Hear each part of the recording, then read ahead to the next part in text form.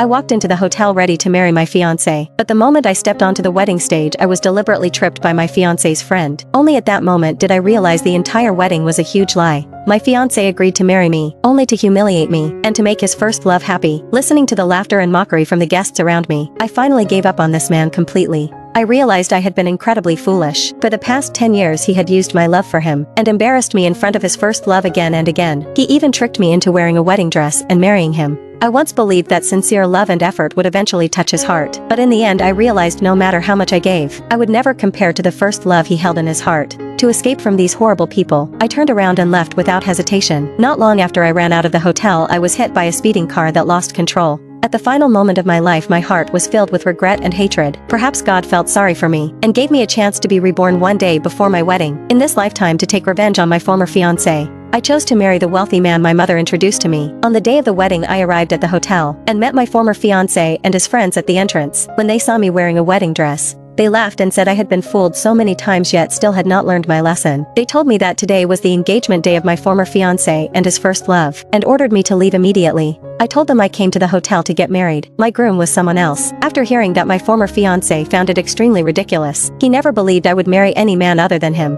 I did not want to waste any more time with them, so I turned around and walked into the hotel, but they followed closely behind me, wanting to see me embarrass myself with their own eyes. At that moment his first love suddenly noticed that my wedding dress was personally designed by a famous designer, and renting it for just one day cost hundreds of thousands of dollars. My former fiancé became furious immediately, accusing me of renting such an expensive wedding dress just to steal his first love spotlight. His friends even suspected that I had secretly used his bank card, and demanded that I explain everything. I told them that this wedding dress was a gift from my fiancé, but they refused to believe me, and insisted that I was lying, deliberately pretending that I was marrying a wealthy man. To punish me for my supposed lie, my former fiancé ordered his friends to tear my wedding dress apart. They quickly restrained me. Just as they were about to hurt me, a group of bodyguards suddenly rushed inside. The sight left everyone standing there in shock. The chief butler immediately stepped forward and helped me up, then announced that all these bodyguards had been sent by my wealthy fiancé to protect me. But my former fiancé only sneered in disbelief, saying that these bodyguards were just actors I paid to pretend.